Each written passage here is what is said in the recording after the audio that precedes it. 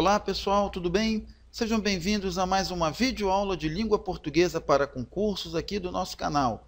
Na videoaula de hoje eu vou comentar para vocês uma prova da banca IBAD, que vai organizar o próximo concurso para professor do ensino médio do estado da Paraíba. Concurso que vai ser realizado em dezembro, mas que desde já tem movimentado muitas pessoas no estado da Paraíba, visto se tratar de um concurso muito disputado. Uma boa forma, então, de estarmos bem preparados é acompanharmos a correção das questões e ver não só quais são os conteúdos que são cobrados, mas principalmente a forma como eles são construídos e também a melhor maneira de abordá-los, ok? Então, a nossa ideia aqui com a nossa correção é fazer com que você melhore essas capacidades e, com isso, consiga marcar a resposta correta lá no gabarito e, assim, correr para o abraço na direção da aprovação, tá certo? Então, nós vamos já começar aqui com o comentário, né? Vamos começar lendo aqui as questões e, em seguida, a gente pode já proceder à correção em si. Então, vamos fazer a leitura do texto aqui. O texto é intitulado Uma Estranha Descoberta, certo? Então, nós temos lá o seguinte. Lá dentro, vou botar aqui melhor para a gente ler. Lá dentro viu dependurados compridos casacos de peles.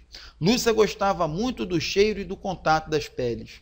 Pulou para dentro e se meteu entre os casacos, deixando que eles lhe afagassem o rosto. Não fechou a porta, naturalmente. Sabia muito bem que seria uma tolice fechar-se dentro de um guarda-roupa. Foi avançando cada vez mais e descobriu que havia uma segunda fila de casacos pendurada atrás da primeira. Ali já estava meio escuro e ela estendia os braços para não bater com a cara no fundo do móvel. Deu mais alguns passos, esperando sempre tocar no fundo com as pontas dos dedos, mas nada encontrava. Deve ser um guarda-roupa colossal, pensou Lúcia, avançando ainda mais. De repente, notou que estava pisando qualquer coisa que se desfazia debaixo de seus pés. Seriam outras bolinhas de naftalina? Abaixou-se para examinar com as mãos. Em vez de achar o fundo liso e duro do guarda-roupa, encontrou uma coisa macia e fria que se esfarelava nos dedos. É muito estranho, pensou e deu mais um ou dois passos. O que agora lhe roçava o rosto e as mãos não eram mais as peles macias, mas algo duro e áspero que espetava. Ora essa, parecem ramos de árvores. Só então viu que havia uma luz em frente, não a 2 palmos do nariz, onde deveria estar o fundo do guarda-roupa, mas lá longe. Caía-lhe em cima uma coisa leve e macia. Um minuto depois, percebeu que estava num bosque, à noite, e que havia neve sob seus pés, enquanto outros flocos tombavam do ar. Sentiu-se um pouco assustada, mas, ao mesmo tempo, excitada e cheia de curiosidade. Olhando para trás, lá no fundo, por entre os troncos sombrios das árvores, viu ainda a porta aberta do guarda-roupa e também distinguiu a sala vazia de onde havia saído. Naturalmente, deixara a porta aberta, porque bem sabia que é uma estupidez uma pessoa fechar-se num guarda-roupa. Lá longe ainda parecia divisar a luz do dia. Se alguma coisa não correr bem, posso perfeitamente voltar. E ela começou a avançar devagar sobre a neve na direção da luz distante.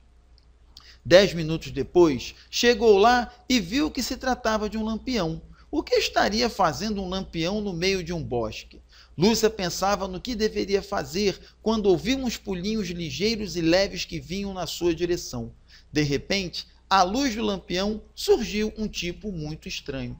Era um pouquinho mais alto do que Lúcia e levava uma sombrinha branca.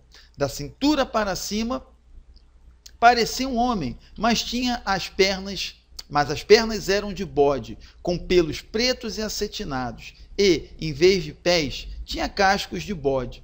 Tinha também cauda, mas a princípio Lúcia não notou, pois ela descansava elegantemente sobre o braço que segurava a sombrinha para não se arrastar pela neve. Trazia um cachecol vermelho de lã enrolado no pescoço. Sua pele também era meio avermelhada. A cara era estranha, mas simpática, com uma barbicha pontuda e cabelos frisados, de onde lhe saíam 2 chifres, um de cada lado da testa. Na outra mão carregava vários embrulhos de papel pardo. Com todos aqueles pacotes e coberto de neve, parecia que acabava de fazer suas compras de Natal. Era um fauno. Quando Lúcia viu, ficou tão espantado, ficou tão espantado que deixou cair os embrulhos. Ora bolas, exclamou o fauno. Então, um trecho aí das Crônicas de Nárnia, né, que virou filme, mas o texto aí está fazendo referência ao livro. E vamos lá para a primeira questão. A primeira questão diz, resumidamente, a frase que contraria a construção do enredo da narrativa é, ora, o contraria aqui, gente, é a palavra-chave do enunciado. Eu tenho que pegar, então, a opção que tem algo que é oposto ao modo como o enredo da narrativa é construído. Então, nós já vimos aqui que eu tenho que ser uma coisa que é oposta, e tem que olhar aqui construção do enredo da narrativa. E isso já remete para gêneros literários. Olha aí um ponto importante que deve ser estudado. Okay? No caso, o gênero aqui é a narrativa de ficção, e a questão vai, seguramente, explorar, né, aspectos das características das narrativas de ficção. Então, no item A, temos o universo do sonho e da imaginação procede a transformações e acontecimentos impossíveis na vida cotidiana. Se o gênero é narrativa de ficção, na ficção, gente, o sonho e a imaginação são livres para transformar a vida comum, a vida cotidiana. Logo, a letra A é correta. No item B, o fantástico supõe a intrusão de um elemento desconcertante na trama da vida cotidiana, como o guarda-roupa nesse contexto. A intrusão aqui é a intromissão, né? O que é desconcertante? Um guarda-roupa abrir, né, se abrir para um mundo novo. Isso tudo, comparado à vida cotidiana, é bem imprevisível, bem desconcertante, mas é permitido, né, na narrativa de ficção, ok? Que principalmente se ela explorar o caráter fantástico, o B é verdadeiro. No C, a realidade é confirmada pelo acontecimento linear e previsível dado pela entrada no interior do bosque. É linear e previsível você entrar num guarda-roupa e sair no bosque? Não, isso é totalmente imprevisível, ok? E isso também não confirma a realidade, visto que não tem nada a ver com a realidade real. Ela é real no universo de ficção. Então, o item C configura isso aí como a resposta correta da questão número 1. Seguindo em frente, temos a questão 2. Considerando-se o contexto, traduz-se corretamente o sentido de um segmento em qual opção, né? E aí, no caso, nós vamos ter aí a expressão, qual a opção que traz o sentido correto do trecho destacado. Tá? Então, nós temos, lá dentro viu dependurados compridos casacos de peles. Seria igual, sinônimo a, naquele lugar visualizou dependurados longos casacos de peles. Então, lá dentro não é igual ao naquele lugar, ok? Embora o lá e o aquele remetam a coisas distantes, ok? Não é exatamente igual, né, a tradução de lá dentro para naquele lugar. E A, então fica errado. No item B, pulou para dentro e se meteu entre os casacos, deixando que eles lhe afagassem o rosto. Seria sinônimo de pulou para o interior e se meteu entre os casacos, deixando que eles lhe acariciassem o rosto. Ora, afagar e acariciar são sinônimos. O dentro e o interior não são exatamente sinônimos, mas pertencem ao mesmo campo lexical. Logo, resposta aqui, gente. Letra B. Correto? Na questão de número 3, temos alguns vocábulos nos processos de construção textual são usados para substituir palavras ou expressões ou ideias anteriormente expostas. É o caso, então, dos elementos de coesão, pessoal. Fica aí a dica já para vocês estudarem esse tópico também. Tá? As questões atuais de interpretação de texto, independentemente da banca, sempre trazem questões de coesão. No caso, a coesão que está sendo explorada aqui é a coesão referencial, que é aquela que é usada para retomar elementos citados antes do texto. Ok? Então, a questão está explorando isso e está pedindo um exemplo em que o vocábulo destacado contraria esse uso. ok? Então tem que ser um exemplo aí, onde o vocábulo destacado não retoma um outro elemento no texto, ou seja, não está sendo usado como elemento de coesão textual, ok? Então, onde isso vai ocorrer? Ela estendia os braços para não bater com a cara no fundo do móvel, ela se retoma Lúcia no texto, ok? Então, é sim usado para referir algo citado antes, não é o item A. No item B, nós temos agora, o que agora lhe roçava o rosto e as mãos. Esse lhe, gente, equivale a um pronome possessivo. Roçava o rosto e as mãos dela, Lúcia. E o dela é Lúcia. Mesmo que você trocasse por sua, observe a concordância no feminino singular, que remete também a Lúcia. Na verdade, o rosto e as mãos são da Lúcia. Esse lhe aqui também está sendo usado coesivamente. No item C, não eram mais as peles macias, mas algo duro e áspero e que espetava. O que espetava? Algo duro e áspero. Esse que é um pronome relativo, se refere a algo citado antes. Aqui no texto, ok? Correto também.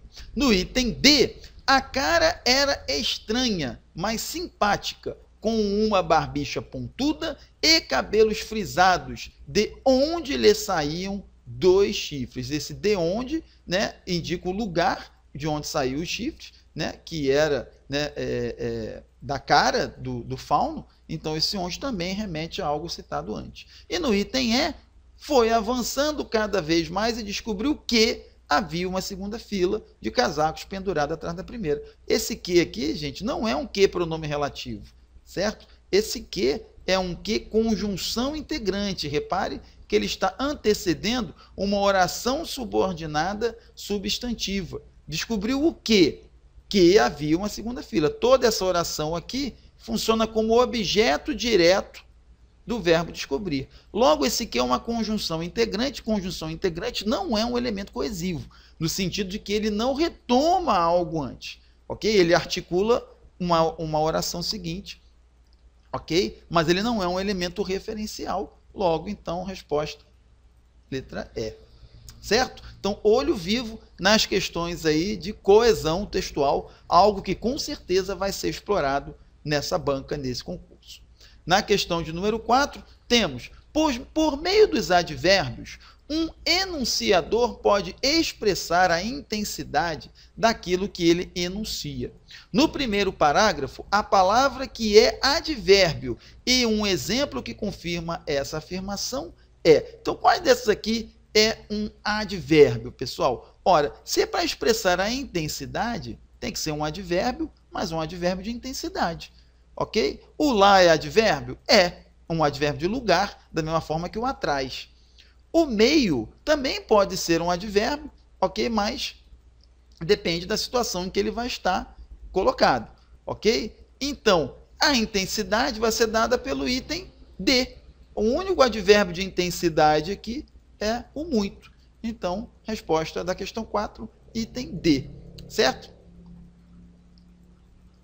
Vamos lá na questão de número 5. De repente notou que estava pisando qualquer coisa que se desfazia debaixo de seus pés. Com relação aos componentes destacados do trecho, é correto afirmar o quê, pessoal? Então, letra A. A locução de repente é invariável? Sim, ela é invariável porque ela é uma locução adverbial e advérbios são invariáveis, certo? Então, de cara aqui, já sei que é a letra A. Ok? Vamos confirmar? A oração que estava pisando qualquer coisa é sujeito da primeira. Notou que estava pisando qualquer coisa. Repare que a oração é complemento do verbo notar. Quem notou foi a Lúcia. Ok? Então, Lúcia é o sujeito do verbo, não a oração. Essa oração, na verdade, é o objeto direto do verbo notar. Ok? É uma oração subordinada substantiva, objetiva direta. Seus é um pronome substantivo possessivo? Não, na verdade, ele é um pronome adjetivo. Ok? Esse seus aqui, repare que ele está acompanhando um substantivo. E se ele está acompanhando um substantivo, ele é um pronome adjetivo e não um pronome substantivo. ok? No item D, a segunda ocorrência do que é uma conjunção integrante? Não, nós já vimos anteriormente que trata-se de um pronome relativo, que retoma algo que é citado antes. O que é conjunção integrante é esse aqui, ó, certo? Então o item D também está errado. E o C é índice de determinação de sujeito? Não, não é, porque qualquer coisa aqui se desfazia, quem se desfazia é qualquer coisa, então tem sujeito, ok? Esse C aqui não pode ser classificado como índice de determinação de sujeito, então fica correta o item A. Questão de número 6. Considerando o contexto em que se produziu a colocação do pronome oblíquo em encontrou uma coisa macia e fria que se esfarelava nos dedos, pode-se afirmar corretamente que foi assim realizada? Por quê, gente? Por que esse pronome ser aqui, ó, está colocado procliticamente, ou seja, antes do verbo? Muito simples, porque tem aqui um pronome relativo, e o pronome relativo é conhecido como um fator de próclise, ou seja, ele atrai o pronome para a frente do verbo. Ok? Essa é a razão, então, para que o pronome esteja colocado na posição anterior ao verbo. E isso é o que está explicado aqui no item A. O pronome relativo, fator de próclise, atrai o oblíquo para frente. Ok? Para antes do verbo. Resposta da 6, letra A. Certo? Na questão de número 7, vamos botar aqui na telinha para vocês. Deve ser um guarda-roupa colossal, pensou Lúcia, avançando ainda mais. A respeito do trecho acima, quanto aos aspectos gramatical, sintático e semântico, analise as afirmativas a seguir. Os verbos usados são de ligação, ok? Então, deve ser aqui, ok? Esse ser é um verbo de ligação, sem dúvida. Mesmo que ele esteja na locução verbal aqui, ok? Mas o avançar é verbo de ação, certo? Então, a primeira afirmativa aqui, falsa. Certo? De acordo com a nova ortografia, o hífen não é mais usado em guarda-roupa, né? É falso também, tá? Na verdade, guarda-roupa continua havendo o uso do hífen, ok? De acordo com a nova ortografia. Não se alterou em relação à ortografia passada, ok? E 3, a palavra colossal poderia ser substituída por excepcional? Sim, porque é um guarda-roupa diferente, ok? Um guarda-roupa grande também, certo? Então, está correto apenas aqui, ó, a terceira alternativa, logo, resposta item C, certo? Seguindo, questão de número 8, onde deveria estar o fundo do guarda-roupa, mas lá longe. Mostra uma forma verbal no futuro do pretérito, que é o deveria aqui, ok? Essa forma verbal indica que fato? Pessoal, o futuro do pretérito, ele indica um fato futuro em relação a um fato passado. Por isso que ele tem esse nome, ok? Então, ele indica, para que ele seja usado, ele tem que indicar um fato que está ocorrendo no futuro em relação a um fato que ocorreu no passado, ok? E isso é explicado em que alternativa aqui, ok? Na alternativa letra E. Poderia ter ocorrido, ok? Depois de um determinado fato passado. Ora, se ele é um futuro, se ele indica um fato futuro em relação a um ato passado, ele só pode ocorrer depois de determinado fato passado. Logo, letra E. Aqui, gente, é o caso de estudar a semântica dos tempos verbais. Muitas vezes a gente estuda os verbos somente lá aprendendo as conjugações, né, os verbos irregulares, mas é muito importante estudar também a semântica dos tempos verbais, ok? Então, o uso dos tempos, o que cada tempo verbal significa, é importante e é o que foi explorado aqui na questão de número 8. Na questão 9, nós temos pulou para dentro e se meteu entre os casacos, deixando que eles lhe afagassem o rosto. Há uma figura de linguagem denominada o quê? Ora, o casaco afagar é você ter uma ação tipicamente humana feita por algo que não é humano. E o nome disso chama-se personificação, que é conhecido também como prosopopeia, ok? Então, atribuir ações humanas a quem não é humano é uma figura de linguagem chamada personificação ou prosopopeia, logo letra D, ok? 10. Na transposição da frase, lá dentro viu dependurados compridos casacos de peles, para a voz passiva analítica, a forma verbal viu mudará para o quê, pessoal? A passiva analítica é aquela que é formada pelo verbo ser mais o particípio do verbo principal, ok? Como é que se passa de uma forma ativa para uma passiva? O verbo ser vai para o mesmo tempo e modo do verbo na oração original e o verbo da oração original vai para o particípio correspondente. Ora, o particípio do ver é visto, ok? Então, visto está aqui em todas as opções. Agora eu tenho que botar o verbo ser no mesmo tempo e modo do que está o viu. Viu está no pretérito perfeito do indicativo. E o pretérito perfeito do indicativo do verbo ser é foi, foste, foi, fomos, fostes, foram. Ok? Como o sujeito é plural, o verbo vai para o plural. Então vai ficar foram vistos. Muita atenção com isso aqui, pessoal, porque está tudo na voz passiva aqui. Ok? Então isso confunde o aluno. Tem que observar o tempo e o modo verbal do verbo da frase original. Certo? Prestando atenção nisso, trata-se de uma questão relativamente fácil. Seguindo, na 11 temos, sobre o segmento, 10 minutos depois, chegou lá e viu que se tratava de um lampião. É correto afirmar o quê? O que é o correto aí? Há 3 orações sintaticamente coordenadas entre si e independentes do conteúdo expresso no texto, ok? Na verdade, eu tenho 10 minutos depois, chegou lá, primeira oração, e viu, aí é uma segunda oração, entre uma e outra, relação de coordenação, porque tem aqui ó, a conjunção coordenativa aí. E depois a terceira oração, eu tenho que se tratava de um lampião, que é uma oração subordinada, porque agora eu já tenho a presença, ó, aqui, ó, da conjunção integrante. O que vem depois aqui é uma oração subordinada, substantiva, objetiva direta, ok? Que é, como o nome está dizendo, subordinada e não coordenada. Letra A, então, está errado.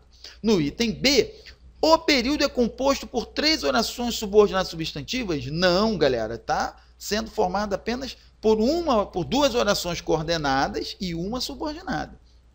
No item C, é formado por um período simples com oração absoluta e outro período composto? Não. Né? Na verdade, eu tenho aqui uma oração principal e orações que a ela se vinculam. Então, não tem oração absoluta. A oração absoluta ela ocorre quando o período é simples. Ok? E não é o caso aqui, porque eu tenho período composto em todo o trecho. No item D, a primeira e segunda orações, considerando-se o contexto, possuem o mesmo sujeito. Quem chegou lá foi a Lúcia. Quem viu que se tratava de um lampião, a Lúcia também. Então, elas têm o mesmo sujeito, logo, letra D, resposta correta. Típica questão de análise sintática, tanto do período simples quanto do período composto. Então, já fica a dica aí para vocês estudarem esse ponto também, pessoal. Sobre isso, vocês podem acompanhar as dicas que nós vamos postar no nosso blog sobre análise sintática do período simples e do período composto, bem como acompanhar o lançamento dos nossos módulos gramaticais, ok? Nós vamos lançar muito em breve módulos de análise sintática do período simples e análise do período composto, justamente para ajudá-los em questões desse tipo, ok? Então fiquem de olho, façam inscrição aqui no nosso canal e vocês vão ficar sabendo, porque muito em breve esses módulos vão ser disponibilizados, ok? Para o estudo de vocês, certo? Na questão de número 12, outra questão de análise sintática, dessa vez, né? Olhando aí sobre a transitividade do verbo grifado aqui. Diz o texto, de acordo com os estudos de regência verbal e considerando o padrão culto da língua, o verbo em destaque em parecem vai ser o quê? Parecem ramos de árvore, ok? Qual vai ser essa transitiva? Como é que eu analiso esse verbo? Ora, o verbo parecer é um verbo classificado como sendo um verbo de ligação. Ser, estar, ficar, permanecer, continuar, parecer ok? Indicando estado ou qualidade, ok? Ele vai ser considerado um verbo de ligação, ok? Também questão de análise sintática, embora possa ser visto também no campo da regência. Fiquem de olho, inscrevam-se aqui no nosso canal e fiquem de olho para o lançamento desses módulos, porque eles vão ajudar vocês nesse concurso, pessoal. Vamos em frente. Na questão de número 13, temos a inclusão da vírgula provocará, de acordo com a norma culta, um equívoco gramatical em quais opções aí, ok? Vamos ver cada uma delas, né? De repente, notou que estava pisando qualquer coisa que se desfazia debaixo dos seus pés. A vírgula aqui está correta, separando o adjunto adverbial do restante da frase. Ok? O adjunto adverbial deslocado para o início ou para o meio da sentença, ele pode vir isolado por vírgula. Ok? Na 2, lá longe, ainda parecer divisar a luz do dia, mesma coisa, eu tenho aqui um adjunto adverbial, aqui eu tenho de repente e aqui eu tenho lá longe. Adjuntos adverbiais deslocados do fim da sentença para o início podem ser isolados por vírgula. Na 3, nós vamos ter o seguinte, e ela começou a avançar devagar sobre a neve. A colocação dessa vírgula aqui, gente, torna a frase errada, porque eu vou estar separando o sujeito do seu verbo, e isso é um erro crasso de pontuação. Então, a 3 aqui está errada. Ok? Errada aqui a opção número 3.